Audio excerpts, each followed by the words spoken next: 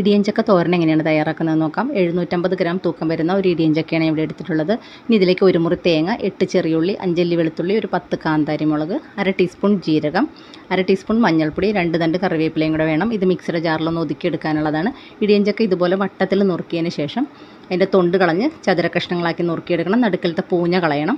ഇനി ഇതൊരു പാത്രത്തിലിട്ട് 1/2 കപ്പ് വെള്ളവും 1/2 ടീസ്പൂൺ ഉപ്പും ചേർത്ത് ഒരു 1/4 ടീസ്പൂൺ മഞ്ഞൾപ്പൊടിയും കൂടെ ചേർത്തൊന്ന് വേവിച്ചെടുക്കാം. ഒരു 10 മിനിറ്റ് വേവിച്ചെടുത്താൽ മതിയാകും. കുക്കറിൽ വിസിലടിപ്പിച്ചാൽ ഒരുപാട് വെന്ത് പോകും. ഇനി നമുക്ക് തേങ്ങ ഒന്ന് ഒതുക്കിയെടുക്കാം.